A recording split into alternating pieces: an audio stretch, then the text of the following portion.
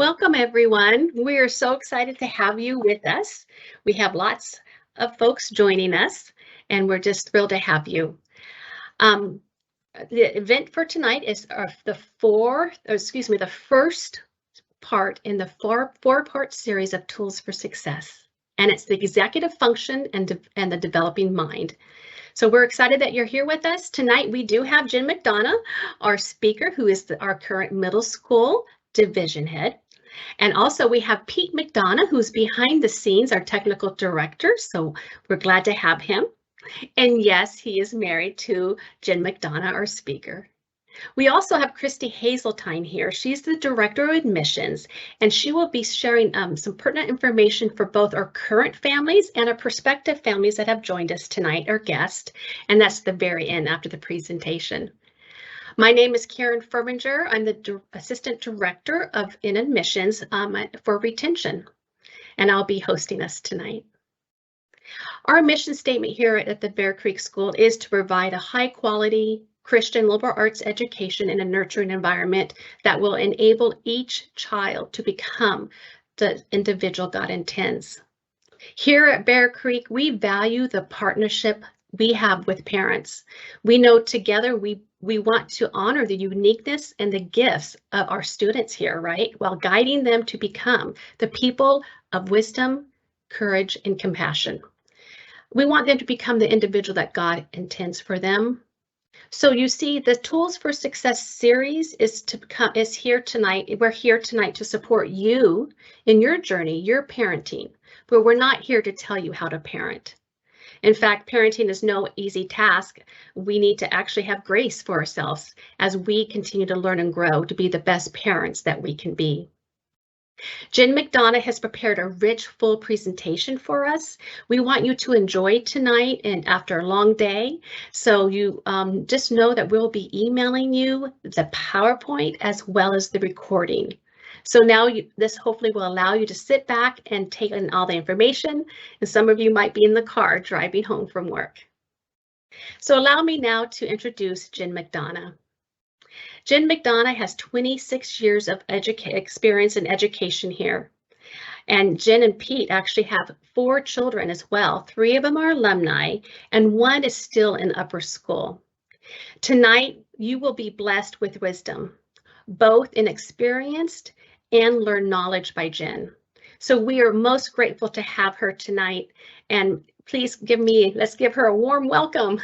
Jenn, take it away. We're so glad that you're here. Karen, thank you so much.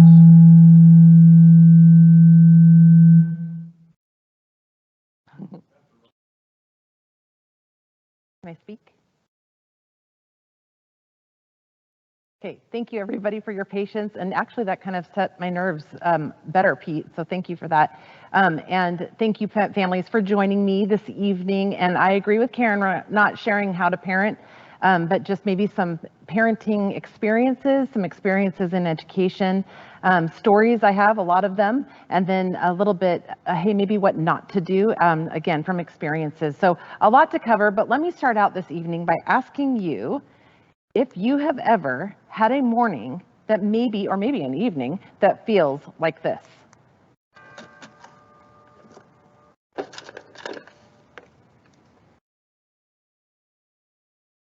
Peter! We slept in!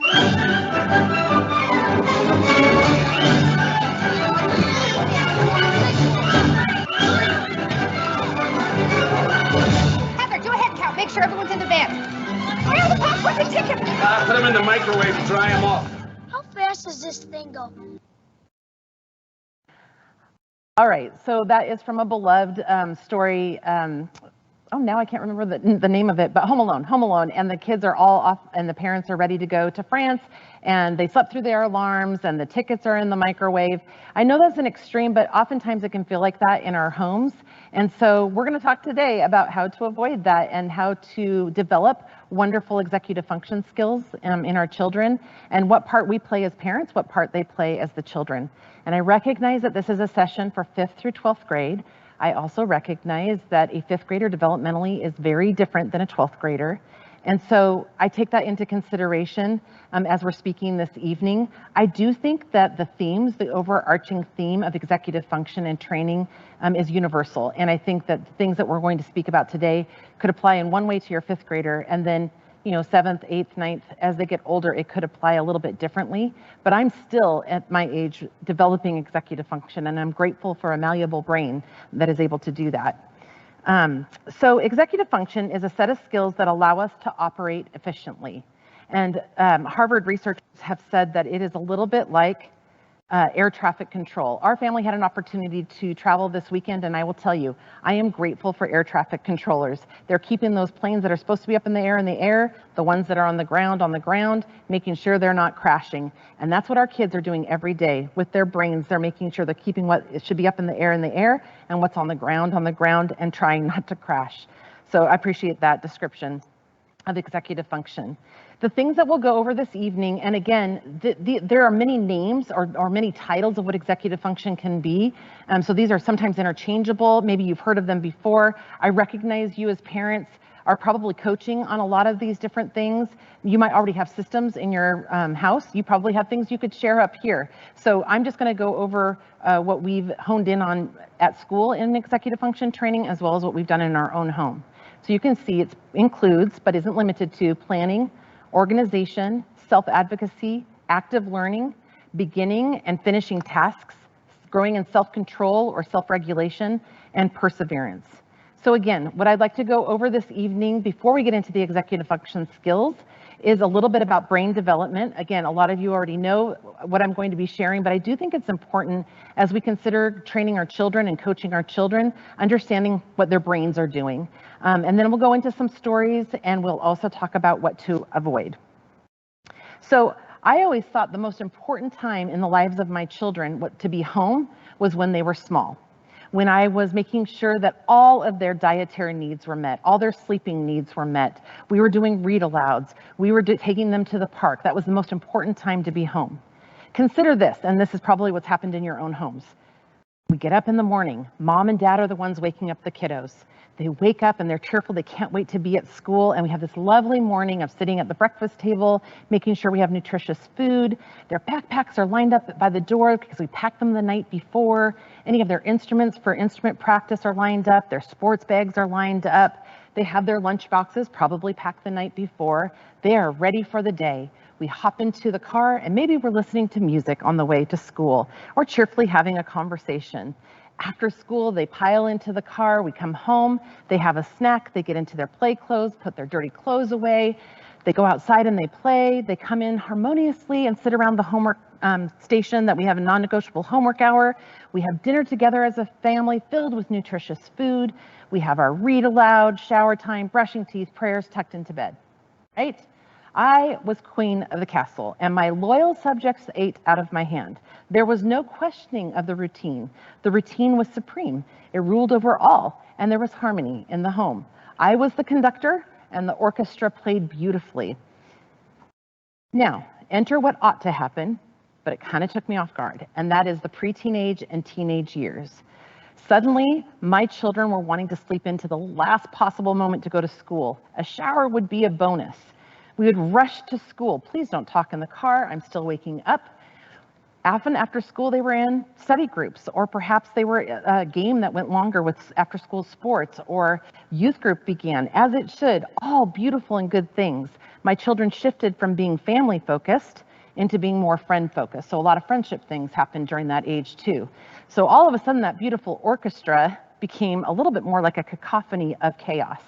And I knew that my need to be present in their lives and to kind of turn the ship around was more apparent to me at an older age than it was when they wwere younger. And I'm sure there's many of you that can relate to those stories of that transition.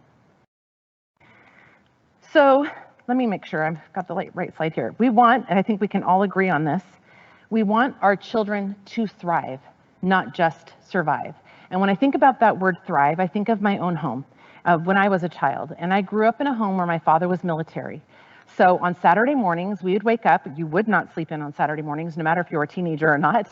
And you would stand by your door frame. My dad would give us 30 minutes to get our bathroom cleaned and our rooms cleaned. Then we'd stand by the door frame and wait for his inspection.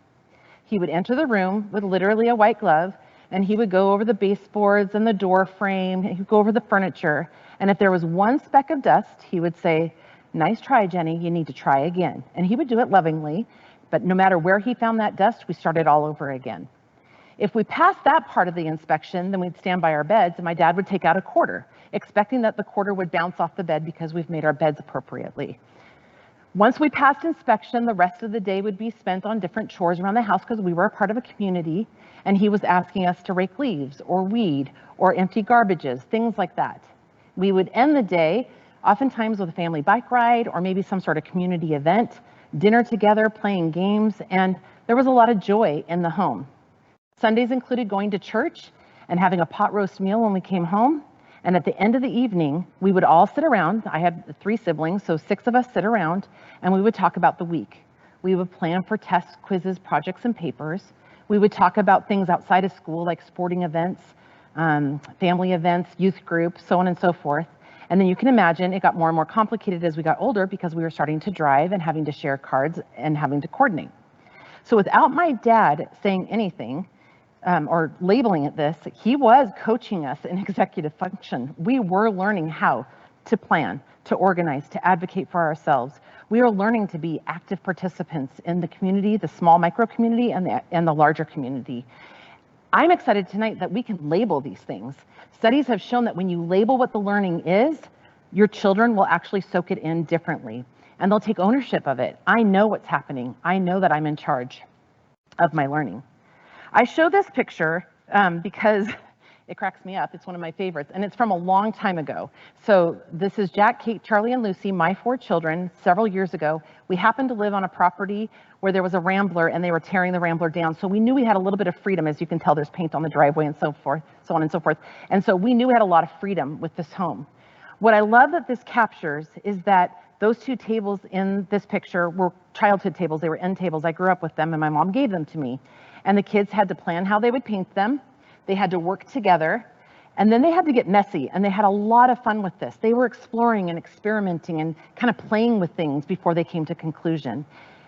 That hasn't changed. Yes, they're older, and maybe they don't get as messy as quickly, but their brains are doing the same thing. They're wanting to explore and to accomplish, and I think our children in our homes do as well. So if I can kind of think about the mind like a tree, and ultimately what we want to have happen.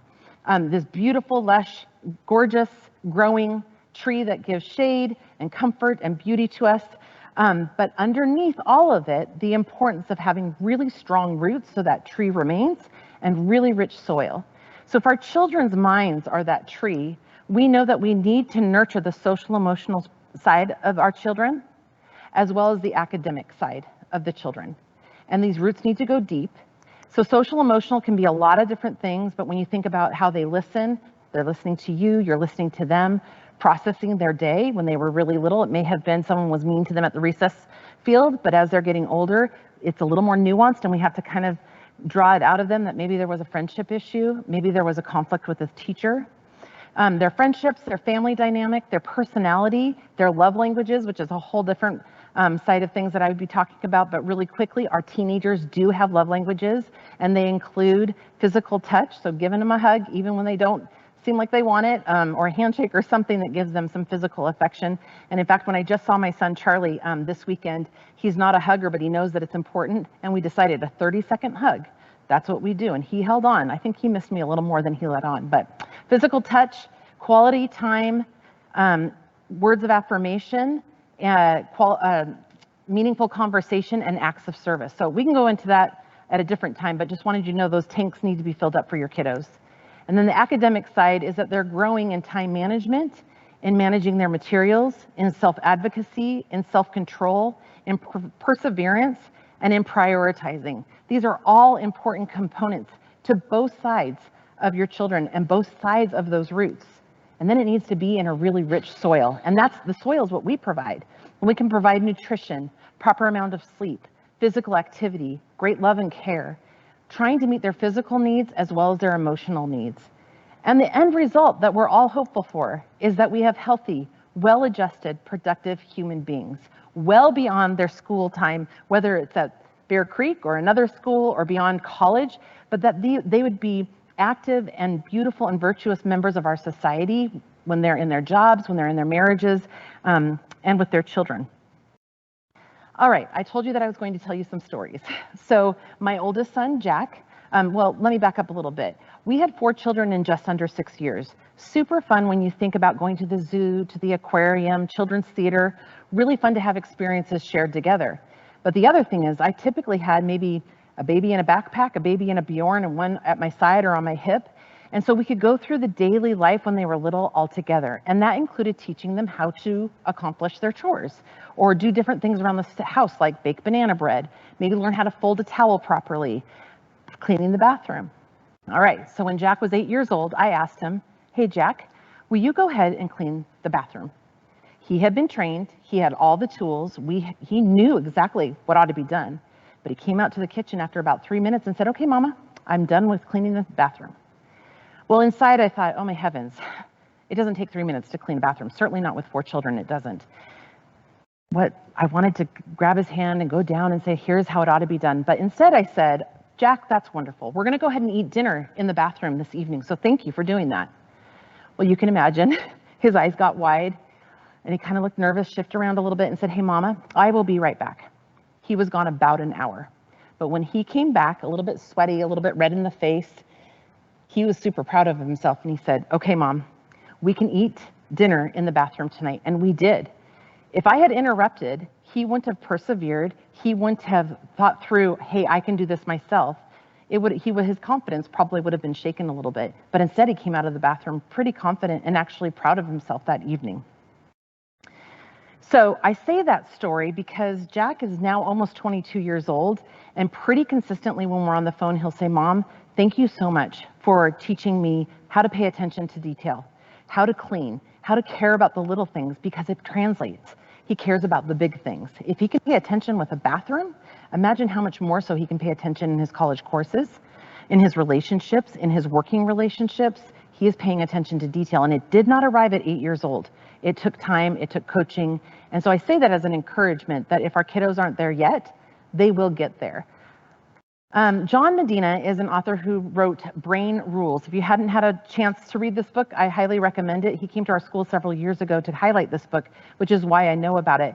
And what was fascinating to me is what he knew about the brain and what he could explain about the brain, because I think it's important to understand as we think about our children's development.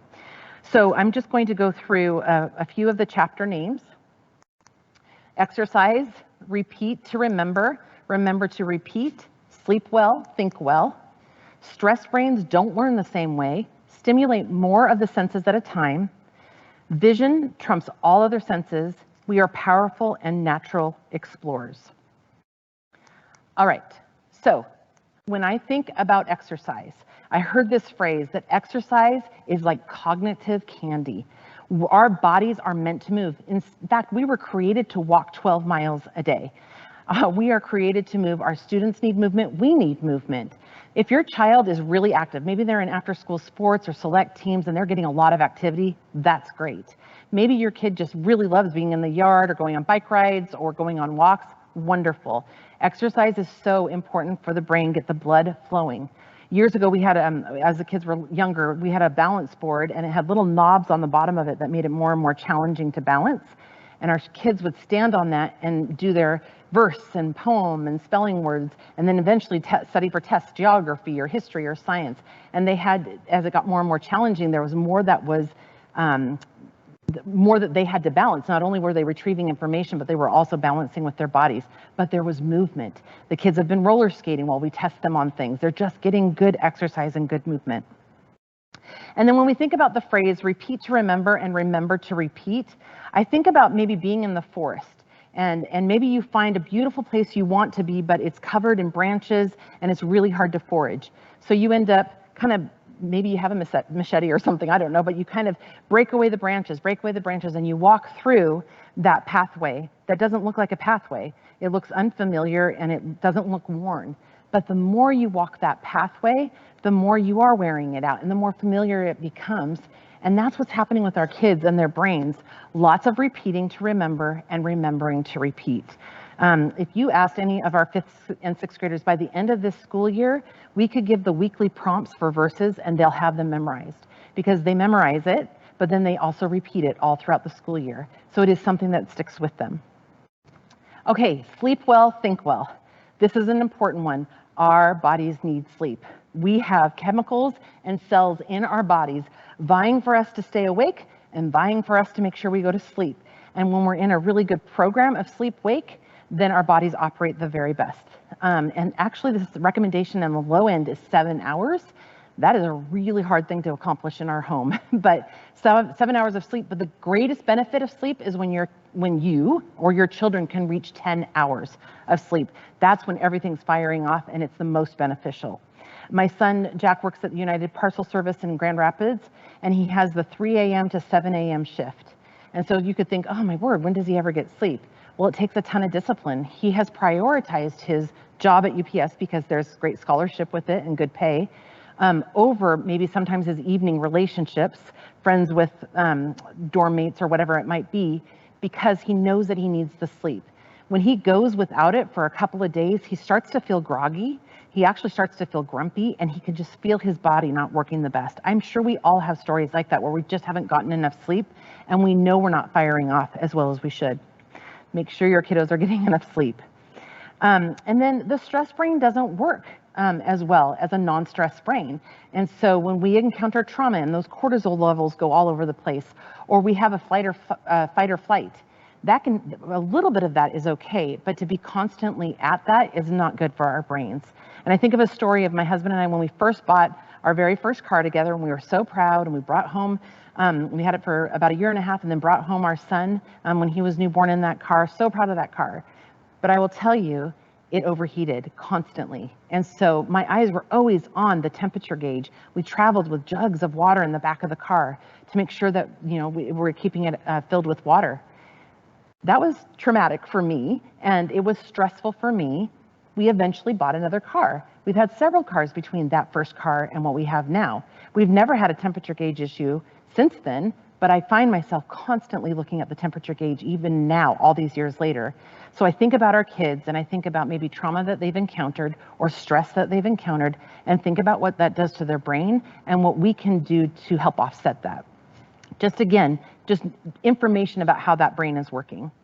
And then he talks about stimulating more of the senses at a time. So I think about, you can see up here, I have this kind of is a little bit what our home would look like if our non-negotiable homework hour, we make sure we have enough materials out for the kids, everything that they could need to stay on task. And that's really important, but there were things that we wanted to do multi-sensory for our kids for good recall. And one of the things that we would do, I'll use Monday as an example, we would do Mozart Mondays. So we would play Mozart, we'd have a yummy smelling candle, we'd have tea, mints for the kids so they can suck on a mint while they're doing their work, kind of multi-sensory. Well, imagine test day comes around and you play Mozart right before they go to school, and you give them some mints to suck on during their test. And you maybe give a little piece of cloth with some of that yummy smelling oil from the candle. Now they're recalling differently. So stimulating all of those senses is really important. Vision trumps all other senses. So I think back to my 6th grade year, I had an incredible 6th grade teacher, Mr. Warren. And one of the things that he did is have us memorize all the states and capitals. And so he had a picture for each one of the states and capitals to help ingrain in our memories what the states and capitals were. And one of them, I'm just going to use as an example, there's many of them, but there was a picture of a girl and she was roaming the playground and her name was Anne and she was kind of shy. Okay, so you can kind of put that all together, that helped us memorize. Well, the tagline was Cheyenne, why roaming? But really it was for us to memorize Cheyenne, Wyoming. Pictures are important, visuals are important. And then finally, we are powerful and natural explorers. I talked about when your babies are little and they're learning to crawl and they're pulling themselves up to a table and they're learning to walk. They're looking to explore and to accomplish and be powerful, right? And that doesn't go away. Our brains are still wanting that. We're wanting to explore and wanting to discover. So making sure that we understand that about our kids and really about ourselves. Our brains are malleable. We can continue to learn. The other one I wanted to, and I have the books here, and I think they're on our resource page as well, but is The Whole Brain Child, and it was written by Daniel Siegel and Tina Bryson. And one of the things they describe is how important it is for your children to use both their left side of their brain and the right side of their brain. They liken going swimming, and if you didn't use, you wouldn't just use your left arm to go swimming or just your right arm to go swimming. You would use both when you're swimming, and they would say the same thing about the left side of the brain and the right side of the brain. So your left is that logical, literal, linguistic, and linear, and the right is more big picture, a little bit more on the emotional and intuitive side. So just another little thing about how our brains work. In The Whole Brain Child, it also talks about how important sleep is and how movement is so important. All right, so now what's our parent role in all of this when we know how our children's brains function and we know we want to do this executive function thing? Well, we're the coaches. Parents at home, you're coaching. Teachers in the classroom are coaching. Athletic coaches are coaching. So I listened to a podcast, and again, podcasts on executive function are a dime a dozen, but they're really helpful. One that I was listening to gave the scenario of a student who was really struggling. They were struggling to stay on top of their homework, struggling to study, and seemed to prefer gaming over everything else. And the mother had done everything she could to try to meet his need, taken him to doctors and tried to figure out what was going on. Why is he apathetic? Why isn't he doing the things that he ought to be doing? Well, it turned out that one of the doctors recommended a coach, an actual executive function coach. And the student started working with this coach, and the effect of it, or the positive, the results were almost immediate. It was that he needed something labeled. He needed time to practice it. He needed to watch it modeled for him, and then he had to have time to master it. And he was eager to do so now that he knew, that's what planning looks like. That's what organizing my time looks like. So coaching is a thing.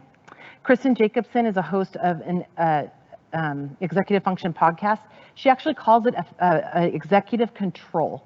I love the word control because I think it insinuates that we have some power over it. It's something that we can develop. And so she gives another scenario of prompting versus independence. So she gives a scenario where a child has football practice after school. And one parent says, okay, we're coming home from school. You have 30 minutes to get into the car. You need your water bottle, you need your cleats, you need your athletic bag, and I will see you in the car in 30 minutes. 10 minutes go by, parent calls upstairs. Okay, we have 20 more minutes. We've got to be in the car. We got to get to football practice.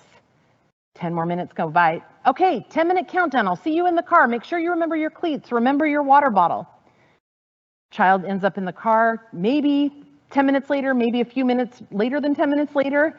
Parent goes, hey, do you have your water bottle? I forgot my water bottle. Child leaves the car to find the water bottle.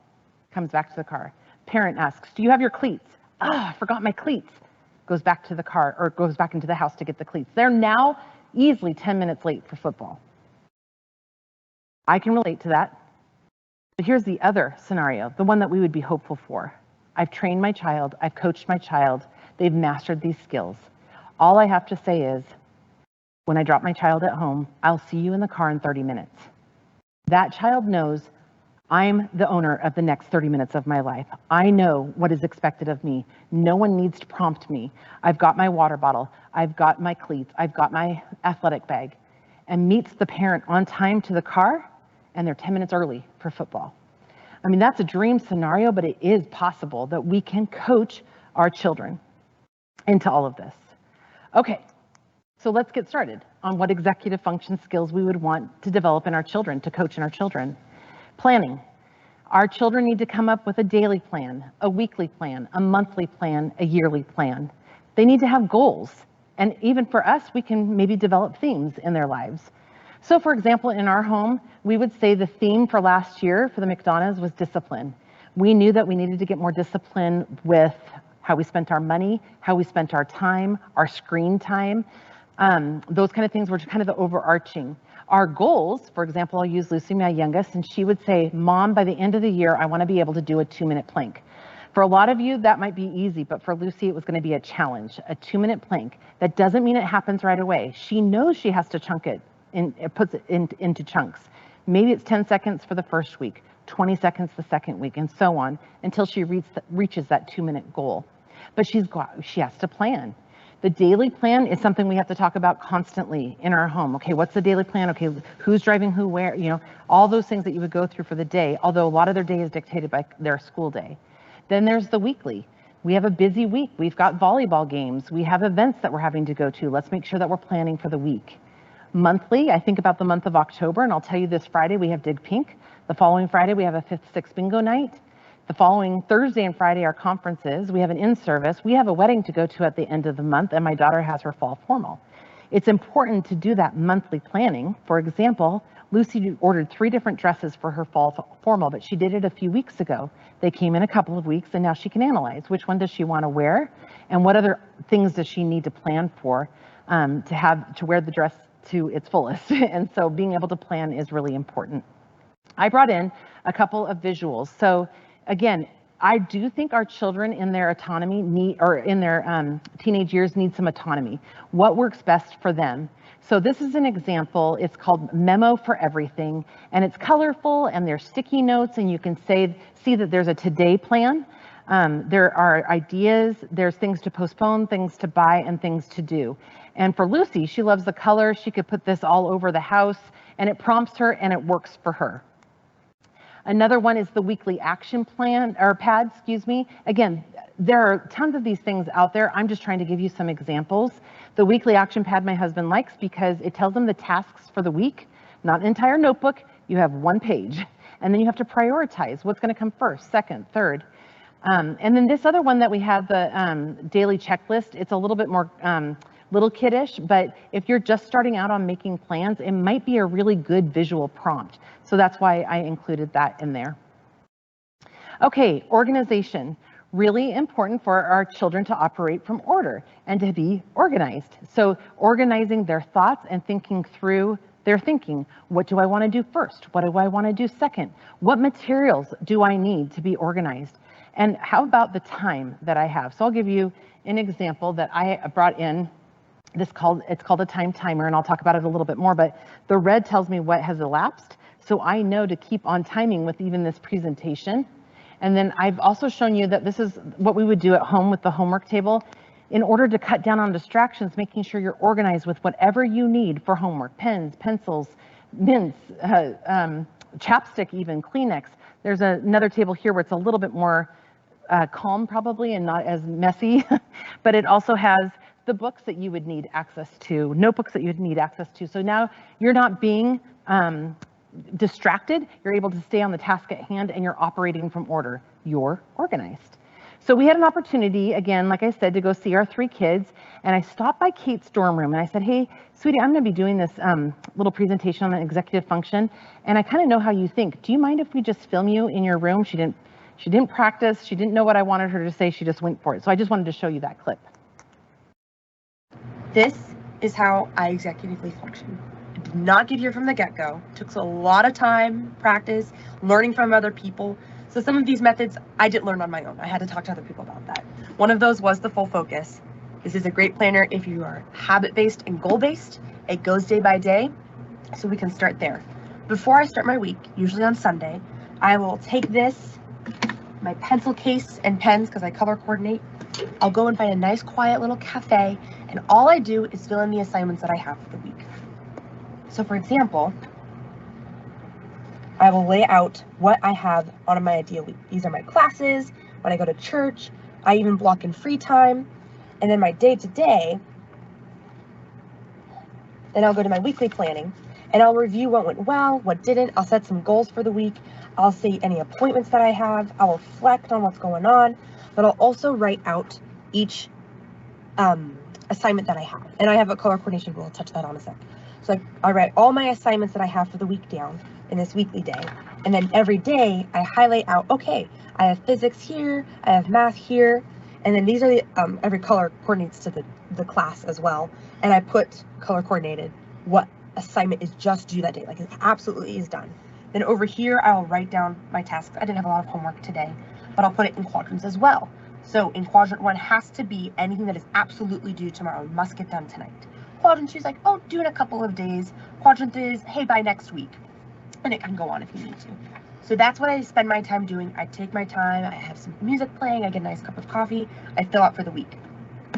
And normally at the beginning of the month, I have this calendar that sits at my desk that has all those same assignments, and it has them highlighted, and it has the date, it has the subject that it is and what the assignment is.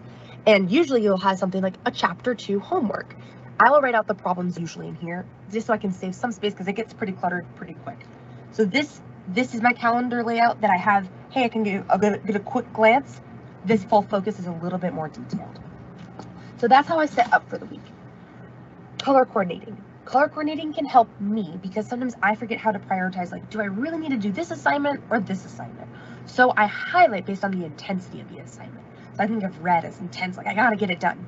So tests will be in pink, quizzes will be in orange, labs will be in yellow, homework, any homework style things that feel like homeworky, more day-to-day stuff will be in green. Any readings will be blue so I know, oh, if I'm gonna read, I might tuck into a nice little cafe corner, or I might just sit in my room quietly.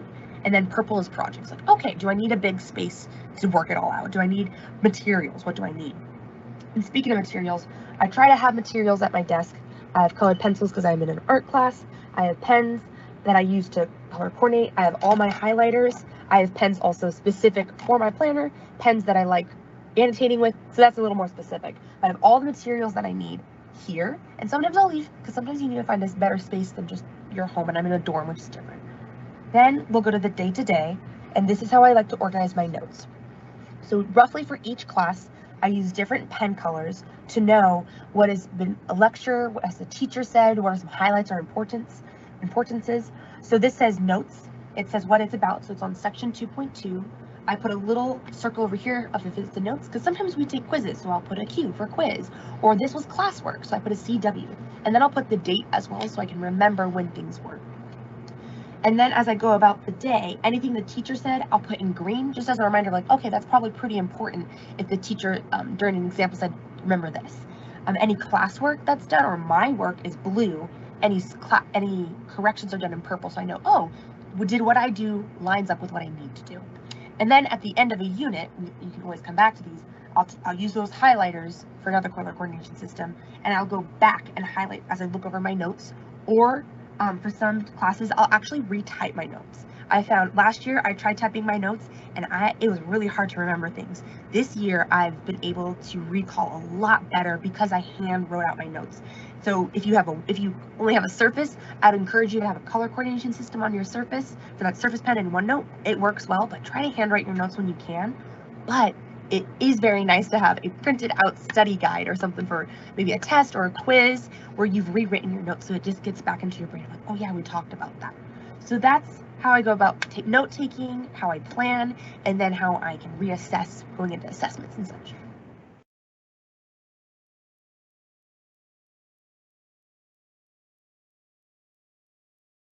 Dorm room, and I have to tell you that that's been years in the making as well. But I hope that shows a little bit where our kids can go to with enough coaching and support. So she's pretty well organized and she is planning, and you heard her talk about monthly planning versus the weekly or daily planning. And again, I do think there needs to be autonomy with how your child wants to plan their time. And so being able to, for Kate, the full focus planner was something that I started years ago, and it was super effective for me. And I actually learned about it from Jeff and Kristen Gephardt. Kristen Gephardt's our lower school division head.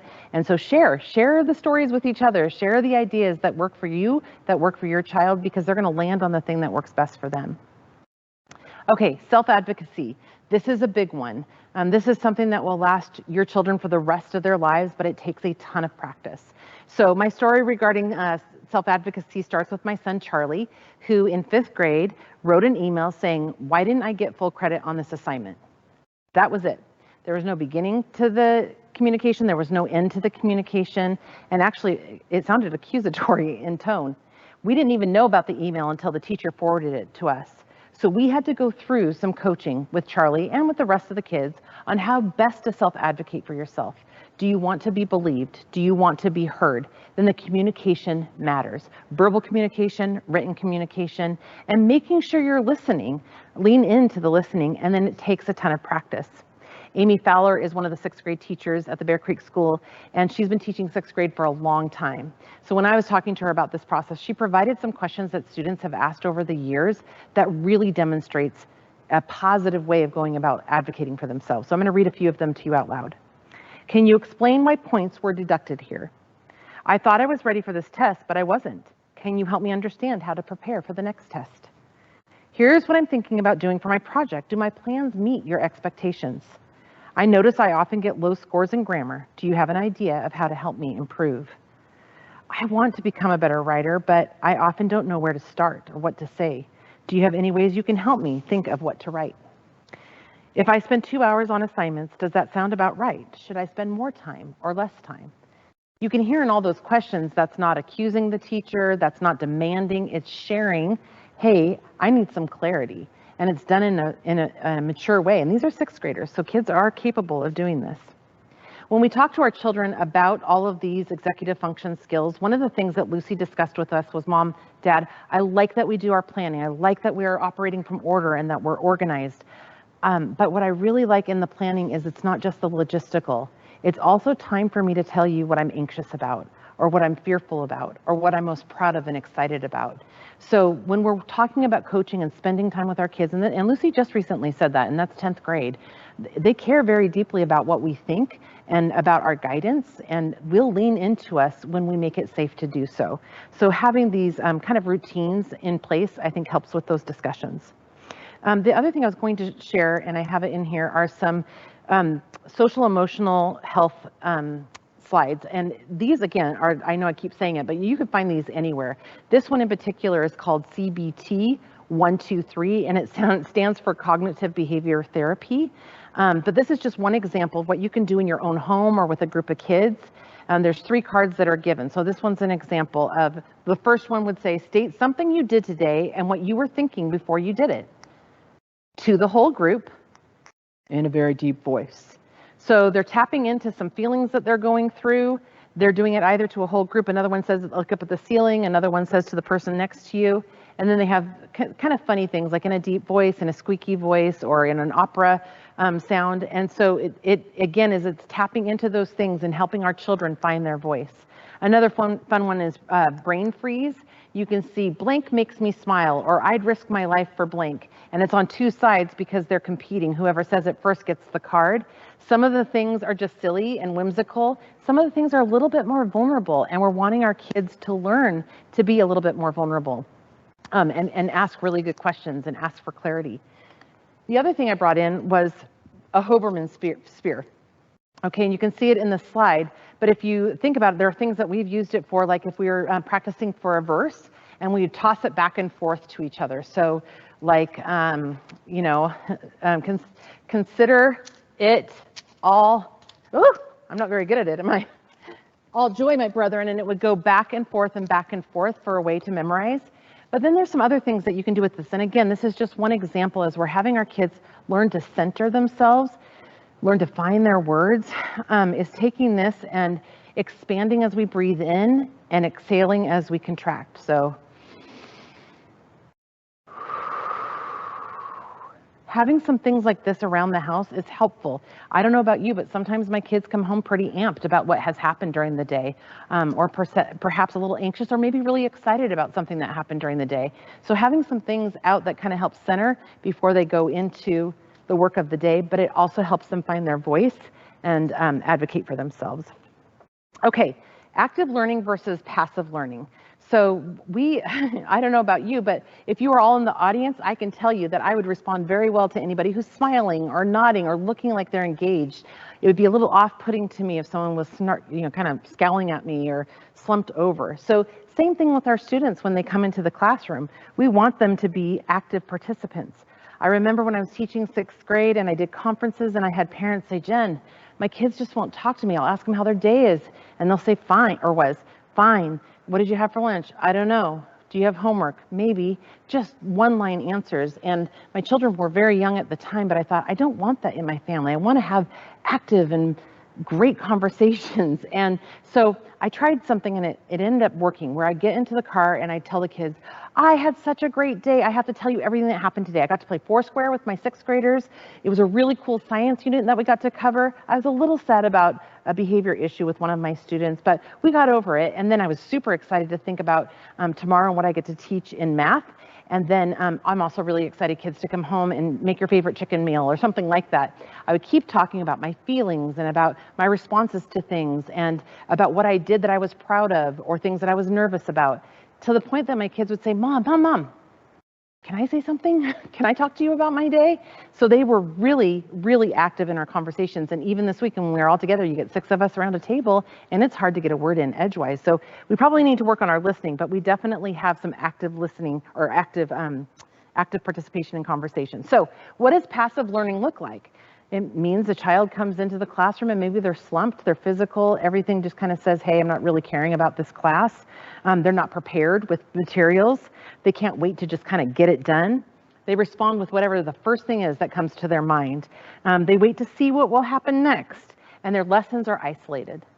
In contrast, what is an active learner? They come to class prepared, their materials are ready. They're physically looking like they're ready to engage in the class, and they value the process of what they're learning and working towards understanding. They respond with the best thing that comes to their mind, so they are prioritizing. They make predictions about what's going to happen next, and then they take their learning and they connect it. They don't make it an isolated experience. They're thinking about their thinking. So metacognition, when we think about what we want our children to do, we think about your thinking. Don't just passively take in information. So a lot of times when they were younger, it would be maybe making sure they had enough time to maybe be bored and let their brain wander, to self-reflect. Sometimes it was thinking out loud, thinking about what they were doing and why they were doing it, and then making connections. As they get older, there's some really good things that they can do even in high school, and that could include things like reflective writing. Are they journaling and reading that back? Brainstorming together with the family, with friends, or by themselves? And then relating. They've lived long enough that they can relate to different experiences, be it a vacation or a field trip or some experience that they have them relate their learning to that. Be intensely curious, play that part, and be so excited about what you're learning. Develop questions and work with those questions with your peers.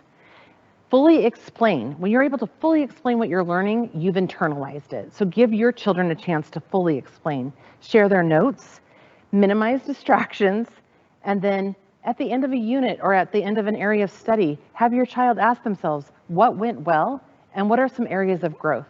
So they're really analyzing. Parents, what we're asking you to do, and I have to remind myself over and over again, is to support as little as possible, but as much as needed. And with 4 children, that support looked different for each one of them. But my job was to make sure that I could be allowing them to be completely independent, mastering the skills while they're still under my roof. That's the hope. Some supportive parent questions that you can ask your children. When do you find yourself most interested in school? Was today successful? Why or why not? What was the most important thing you learned today? What still confuses you? What do you want to know more about? When do you feel proud in school? Is there anything you want to start doing differently? When you're stuck, have you analyzed what you've already tried? What do you think you should do next? Would you like me to quiz you? And a child favorite always wins. Do you want a snack? Asking supportive questions like that lets your child come to conclusion. You're not swooping in and taking over. Okay, we're running out of time. Let me keep going here. Beginning and finishing a task. So starting a task, finishing it is a big one for our students, and it can easily feel overwhelming to start a task. My husband, in his last 2 years of college, it was our first year of marriage and my second year of teaching, and he just took a long time to turn in assignments because he'd rather turn them in perfectly than get a bad grade on them or even a less than grade. And when I watched this pattern in our marriage, I said, Pete, you just got to get the assignment in. You're failing these classes, get the assignment in. Well, when he started to do that, he actually fared quite well. So the actual unknown was worse than what actually happened. And he made Dean's List. He graduated with honors because he got the work turned in. Sometimes when you're thinking about a task with your child, it could be that it needs to be broken down to smaller tasks. So if I'm asking my child to clean her room after a long week of school and there's laundry everywhere or whatever it may be, it might be, hey Lou, go ahead and take 10 minutes to sort your laundry, take 10 minutes to wipe down your bathroom, 5 minutes to vacuum, and then maybe 10 minutes to yourself to kind of survey what you need for the next week. You're done in less than an hour. And sometimes breaking that up for beginning and finishing a task is helpful, chunking up the amount of time. And then again, lead by example. So when I'm saying at home, okay, we have got to get to school at X time, but I've got to make sure breakfast is done, that the laundry is going, and that my bags are packed. I'm walking it through with my children and leading by example. All right, I'm speeding through the last of this, but self-control or self-regulation. So when we look and see, does my child have self-control? Are they able to regulate themselves? A lot of this is think before acting. So Life Skills Advocate is a website I looked on regarding how can I tell? Some of the things that you can ask and analyze would be, do they take turns in conversations? Do they allow others to talk and share? And I'm not talking about just young children. You have seen adults that will speak over others or not listen carefully. So I'm talking about our older children too. Respond to healthy limits when it comes to food, money, and screen time. Can they complete a complex or less preferred task first? Are they resisting peer pressure, especially when those peers are engaging in dangerous activities? Do they refrain from back-talking and whining? And are they persistent with challenges? So even if they're not there yet, they can take the time to establish some good habits. So like Lucy said, hey, I want to do the 2-minute plank, then she can make that a daily goal, a daily habit. This is just an example of another tool that's out there. You have your daily habits, you have your weekly habits, you have your monthly habits. So even if your child is on the older end in high school, 30 days to start a good and keep a good habit going. But establishing good habits helps our children grow in self-regulation. Okay, I have one more little story to share regarding perseverance. This is our next and final executive function is persevering. So when my son Jack was very young and first starting to learn how to ride his bike, we were on a long driveway, Pete and I on one side, and Jack drove the bike down to the end of the driveway. He had not mastered braking or turning around, so he completely wiped out at the end of the driveway. He got up and he was mad, and there were tears and bloody knees, and he started walking back, and all I wanted to do was run down and scoop him up and tell him it was going to be okay. But Pete grabbed my shoulder, my elbow and said, no. I'm so glad he did, because by the time he got halfway through the driveway, those shoulders went back and a look of determination came over his face. He was going to battle that bike and he was going to win. By the time he got back to us, he said, I'm ready to do it again. That muscle was being developed. We didn't interrupt. He kept going. So our kids with persevering, big thing for them to be able to work through hardship and overcome obstacles. Okay, I know we're running out of time. I do have some more materials here, and I'll ask Karen about adding more things to the page where parents have resources, the resource page. But really quickly, what we would have done differently if we could do it all over again. And again, we're not telling you how to parent, I'm just telling you from experience. What I wish I would have had my children do is make dental and doctor appointments. Super low stakes, but they have to plan. They have to work around our schedule, they have to work around their schedule, and they have to talk to someone, so they have to advocate and learn communication skills. I would have delayed smartphones. My daughter Lucy now has a flip phone. She can get a hold of us, we can get a hold of her. Is she happy about it? Not thrilled, but I'm pretty sure about 10 years from now she'll go, I get it. Thanks, Mom and Dad. Lots of distractions on a smartphone. Even a text coming in can change the mood of a kid if it's something that now they're starting to worry about and they're not focused on the task at hand. I'd be aware of consumption of sugary items because it breaks down the immune system and it makes our brains groggy. I keep up with instrument lessons or after school sports. It keeps our kids engaged and it gives them something they can be proud of. I would have our children create the itinerary for our vacations. You don't have to depend on Mom and Dad. What do you want to do? You be the author, you take some ownership. And then I would have monitored screen time versus reading time. We were readers, we really loved reading, but it could easily be a Friday night movie night, turned into a Saturday night movie night, turned into a Sunday night movie night, and we've just spent too much time on screens. The final thing that I wanted to go over were roadblocks that we need to overcome that I recognize, and we're dealing with some of this in our own homes. So attention deficit hyperactivity disorder, dyslexia, dysgraphia, processing issues, vision issues, auditory issues, depression, and anxiety. I recognize that these can cause the executive function development to be a little bit delayed or compromised because you're working through some more challenges. And there are a ton of resources out there regarding how to embrace this, some of these things, and still grow in those executive function skills. I just highlight this to say, hey, smooth sailing is not always the case, and I understand that. And we do have this resource page, but I'm going to add I'll speak with Karen about adding a few more things because I am running out of time and I don't want to do that. We have a lot of important information to highlight for the rest of the evening. I have to tell you, I can tell I ran out of time because of my time timer and I have a sliver of red left. I started with a full clock of red and now it's gone. So I need the visual reminders too. I so appreciate that you joined us this evening. And Karen, I bring it back to you. Take care. Wow, that is a lot of information, Jenn. Thank you so much. Yes, so we'll figure that out. If I can't get it on the slide, because you mentioned a couple other things as well. So I have the emails that everyone signed up, so I can maybe send that out via email as well, because very valuable information. Thank you so much for your time, Jenn. Real quick, I just want to show you what are the other Tools for Success series that we have. We'll go through a few quick slides here.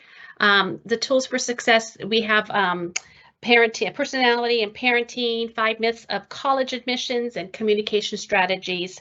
Also, we have a series called Discover Bear Creek. I'll put some of these things in the Q&A for you, and you'll receive this later. Very excited. Go ahead and you can check out Tools for Success page, and the next slide is our Discover Bear Creek. We are becoming quite popular, so we have some open houses as well as tours. So feel free. This is also for current parents looking up for the next division or for our prospective parents. So definitely check that out if you haven't.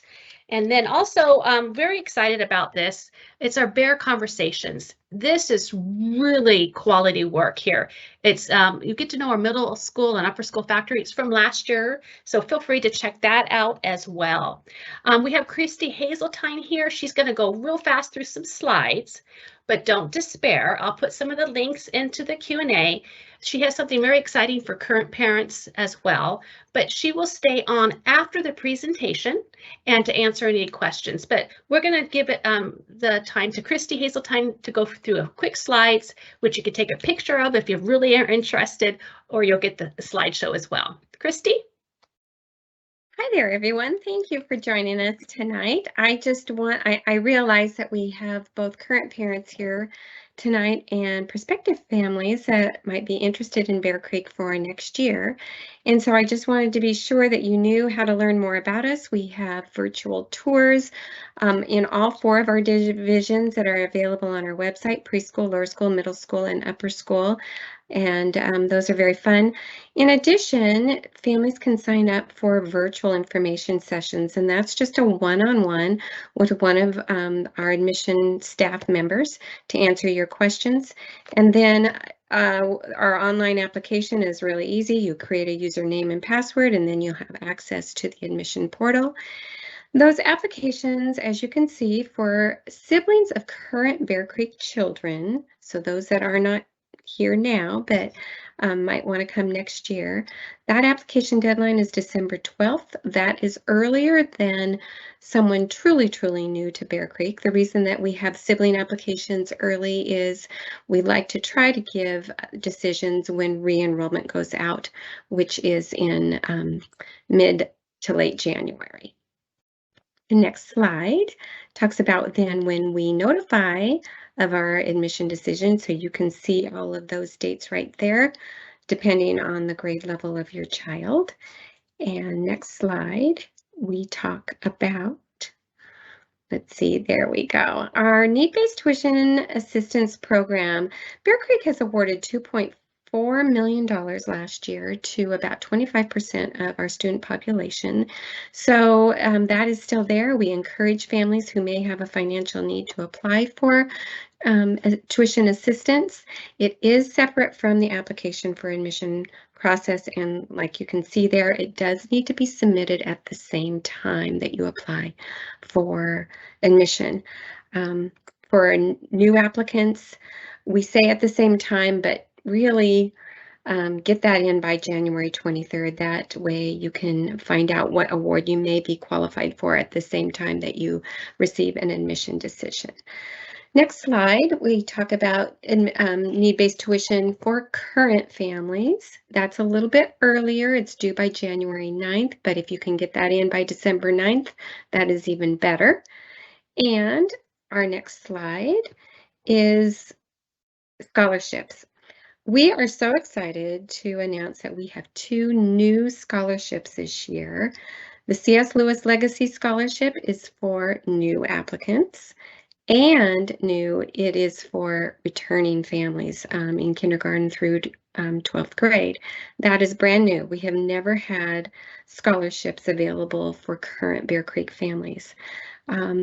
And then also the Francis and Roy F. Simperman Scholarship, that's for just returning students to grade 7 and above. As you can see, both require tuition assistance application, and there again are the due dates. More information about the scholarships can be found on our website, what the qualifications are, but this is just kind of a little snippet for right now. And last but not least, do call us if you have any questions about re-enrollment or new applications for a child that's not currently attending Bear Creek. You can see the name of the people that oversee the various grade levels, and we'd be happy to help you in any way. So now I'm going to stay on and answer questions that you might have about the application process. Again, thank you for coming tonight, both current Bear Creek families and prospective families. Karen? Yes, thank you all for coming. Have a great night. You will receive a recording of this as well as the slideshow. So yeah, stay on if you're interested, but have a lovely night. Thank you so much for joining us.